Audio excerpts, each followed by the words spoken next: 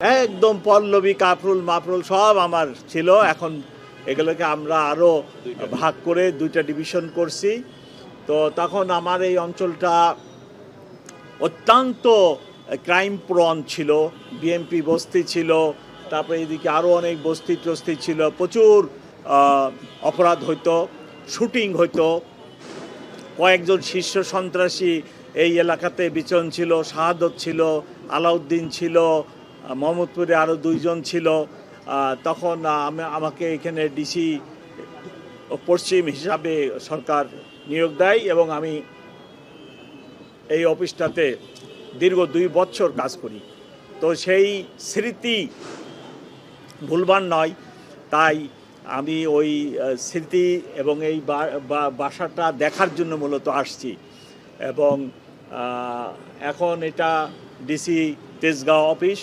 এই বাসাটা দেখায় আমার মূল উদ্দেশ্য, এবং এলাকার খোঁজখবর নিতে, এই বিভাগের ক্রাইম সিচুয়েশনটা কি ওটাও আমি জানতে আসছি। এটাই আমার মূল উদ্দেশ্য।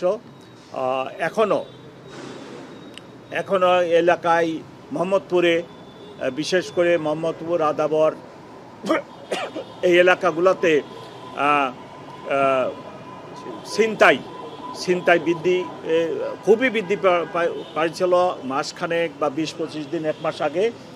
আমি নতুন অফিসার দিছি এবং সংখ্যার দিককে অফিসদের যা এখানে দেওয়ার কথা তার চেয়ে বেশি অফিসার আমি নিয়োগ করে প্রতিদিন ব্লক রেড হচ্ছে এবং পেট্রোল বৃদ্ধি করা হয়েছে, এবং ইদানিং ছিনতাই অনেক কম, পুরো শহরেই অনেক কম, এদিকেও কম।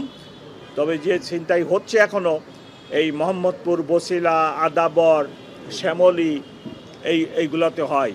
আমি এই ক্রাইম ডিভিশনের পাশেও আমার সিটি, ডিবি, ইভেন আমি র্যাবকেও অনুরোধ করছি এইদিকে টহল জোরদার করার জন্য।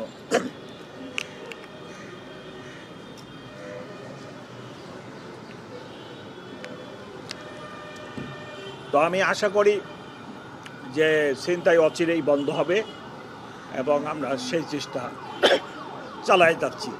এখন আপনারা যদি 1-2টা কথা জানতে চান, আমি জবাব দিতে রাজি। কমিশনার, আপনার এই নতুন ভবনের উদ্বোধন করলেন, আপনাকে স্বাগত জানাচ্ছি। আমাকে আমার মুখস্থ নেই, আমার পরিসংখ্যান দেখে বলতে হবে। আমার আনুমানিক ধারণা নেই। আমার পরিসংখ্যান আছে অফিসে, কোন ইউনিট ক্ষতিগ্রস্ত হয়েছে। এনিহাউ এই প্রসঙ্গটা আমরা বাদ দেওয়াই বুদ্ধিমানের কাজ।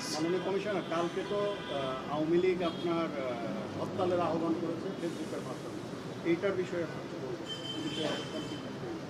না, এটা তো আপনারা ফেসবুকে দেখতেছেন। অতীতেও এরকম প্রোগ্রাম দিছে। হ্যাঁ, আমাদের পুরো শহরে নিরাপত্তা ব্যবস্থা আছে, প্রস্তুতি আছে, আমরা কাজ করতেছি। অতীতেও দিছে, তো গত 1-1.5 মাসে তো এরকম প্রোগ্রাম ফেসবুকে আরও দিছে, সেগুলো আমরা মোকাবেলাও করছি। তবে ল অ্যান্ড অর্ডার গুড। ওই বিচ্ছিন্ন কিছু ওই দাবি দাওয়া নিয়ে কিছু গোষ্ঠী রাস্তায় আসে, ট্রাফিকিংটা বন্ধ করে। ইহা ব্যতীত ল অ্যান্ড অর্ডার গুড।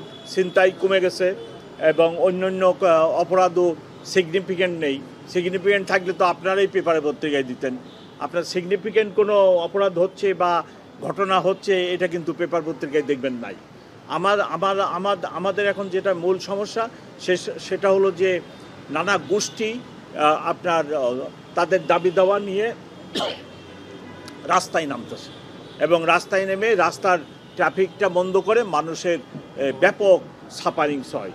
আমি একাধিকবার রিকোয়েস্ট করছি যে আপনারা এই কাজটা করবেন না, মানুষের অনেক কষ্ট হয়। আজকেও আমি রিকোয়েস্ট করতেছি যে দাবি দাওয়া আদায়ের স্থান রাস্তা হতে পারে না। আপনারা দাবি দেওয়া সংশ্লিষ্ট কর্তৃপক্ষের কাছে যে টেবিলে বসে সমাধান করেন। মানুষকে কষ্ট দিয়ে, ঢাকাবাসীকে কষ্ট দিয়ে দাবি আদায় খুবই একটা মর্মদায়ক ঘটনা। প্রেগন্যান্ট লেডি যেতে পারে না, অসুস্থ লোক হাসপাতালে যেতে পারতেছে না, একটা লোক প্লেনে ঠিকমতো প্লেনে উঠতে পারতেছে না, নানা জটিলতা। এই ভঙ্গুর ট্রাফিক ব্যবস্থার মধ্যে যদি প্রতিদিন, ইভেন গতকালও আপনারা দেখছেন সিএনজি ড্রাইভাররা সকালে রাস্তায় ঢাকা শহরের অনেক জায়গা রাস্তা ব্লক করে দিয়েছে।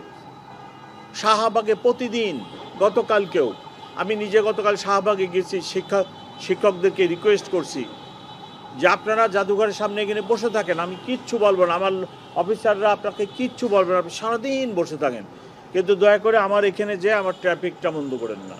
কিন্তু ওনারা তো শোনেন না, আপনারা তো খালি আমাদের নেগেটিভ দিকগুলো দেখান। আমার লোকেরা পানি মারছে সেটা দেখান, আমার লোকেরা গ্যাস মারছে দেখালেন, আজকেও পত্রিকায় দেখেন। কিন্তু ওনাদেরকে যে আমরা বারংবার রিকোয়েস্ট করতেছি, আমি কমিশনার নিজে শাহবাগ মোড়ে গেছি এবং তাদেরকে বলছি, বাবা সোনারা ট্রাফিকটা ডিস্টার্ব করে না, তো যা এইখানে বসে থাকো, সারাদিন বসে থাকো, কিন্তু ওনারা শোনেন নাই।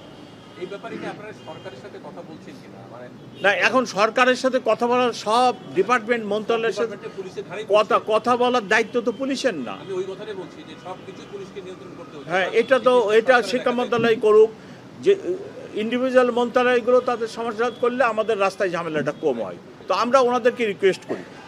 তিতুমিরের কলেজের ব্যাপারে শিক্ষা মন্ত্রণালয়কে রিকোয়েস্ট করার পরে জয়েন্ট সেক্রেটারি একজন যায়, কথা বলে সমস্যার সমাধান করা হয়েছিল। আমরা সবসময় ওনাদেরকে রাস্তায় রেখে আমাদের পুলিশের লোক, তাদের দুজন প্রতিনিধি নিয়ে ওই মন্ত্রণালয়ের উপদেষ্টা, মাননীয় উপদেষ্টা অথবা সচিব মহোদয় বা অন্যদের সাথে যোগাযোগ করে দিই। এই দায়িত্বটা আমরা করি। মাননীয় কমিশনার, আমি তো আসি যে এই যে ফেসবুক ভিত্তিক যে কর্মসূচিগুলো দিচ্ছে, এটাকে আপনারা কিভাবে দেখেন আসলে এই কর্মসূচিগুলো? আগামীকালের হরতালের কর্মসূচিতে যেটা দিচ্ছে, এখন আপনার হলো মিডিয়ার যুগ, দিতেই পারেন। এটার ব্যাপারে আগামীকালের কর্মসূচির ব্যাপারে কোনো প্রস্তুতি আছে কিনা? অল আউট প্রস্তুতি আছে, আবার ডিপ্লয়মেন্ট থাকবে, কোনো ইয়ে নেই, আপনারা আশঙ্কিত হবেন না, কোনো কিছু ঘটবে না, থ্যাংক ইউ।